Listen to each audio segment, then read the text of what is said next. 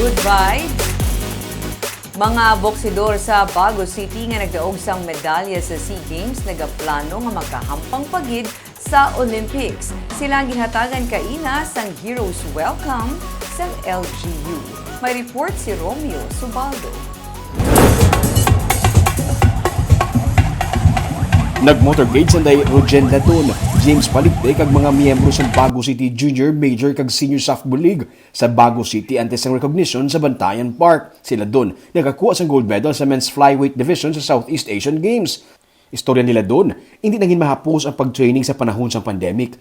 Nag-online ang ilang training sang peak sang pandemic pero bilang isa ka atleta kag sa iyahang pang-boxing, mas kinahanglan nila ang face-to-face nga training. Online training kumbaga hindi namon mahimo sang tarong mas maayo gid nga akton kay may punishment kami, matutukan kami sa mga coach namin. Actually nung nagbabol kami nung last 2020 amo to nabundayan kami kay online training na.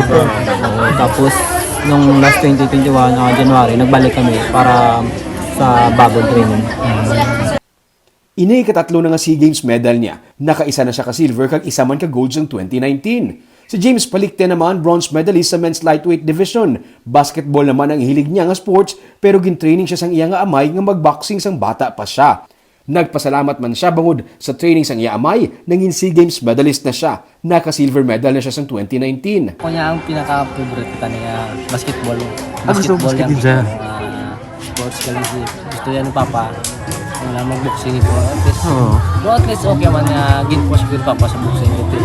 Hindi man sa okay man nakahatag man tagdungog sa bago sa Pilipinas.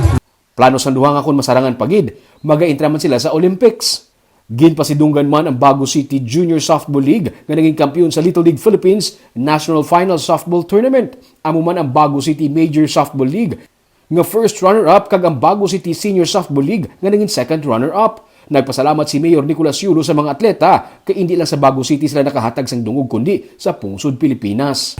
It is always an honor for our country to receive a gold medal or any other medal in international sports competition. Ginpagtagaan man sang LGU ang mga atleta sang cash incentives. Sa buwas, magapadulong sa Malacanang sanday Ladon kag Paligte para man sa awarding.